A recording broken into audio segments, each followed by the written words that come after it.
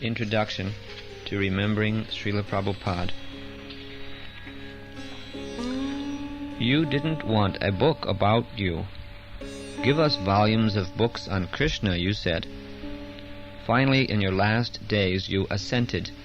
We may do it, if it is spiritual. There is a way.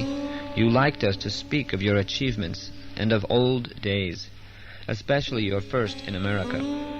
And a way we spoke with you for hours in your room, sometimes discussing Krishna's lila and instructions, sometimes Kali Yuga's horrors, sometimes your own activities. You brought our lives together. Since you, no one can speak Krishna Katha so spontaneously.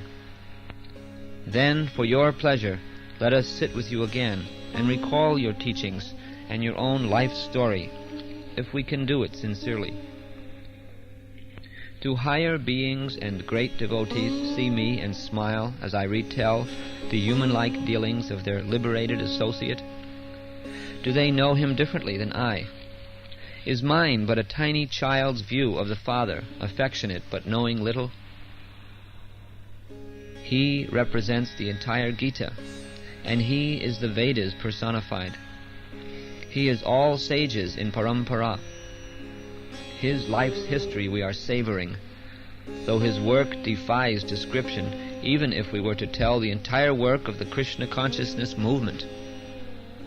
Yet his human-like struggles are also glorious. Lord Rama is described as great, according to the measure of humans and according to the measure of gods. The life story of Prabhupada is also great, according to the scale of the humans and according to the scale of the Mahabhagavata.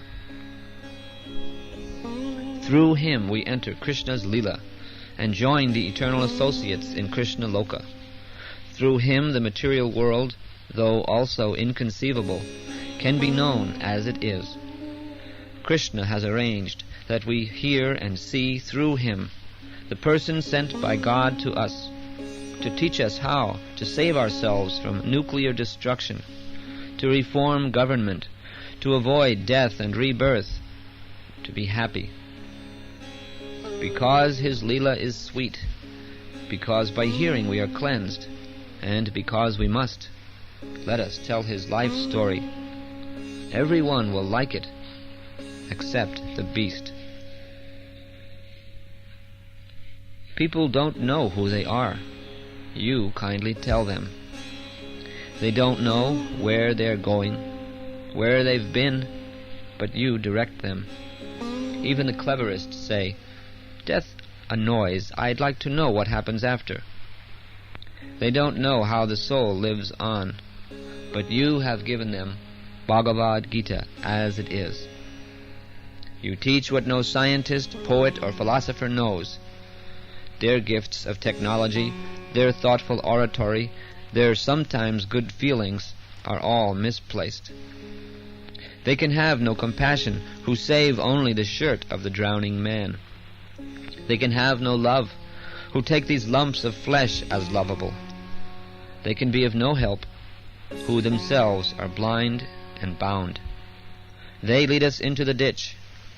But Prabhupada, you can build a house in which all mankind can live, a Krishna-conscious world.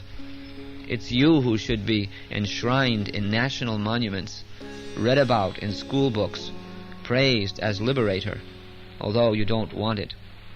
Yet you acknowledge that the Vaishnava should be praised. Please allow us to do it nicely.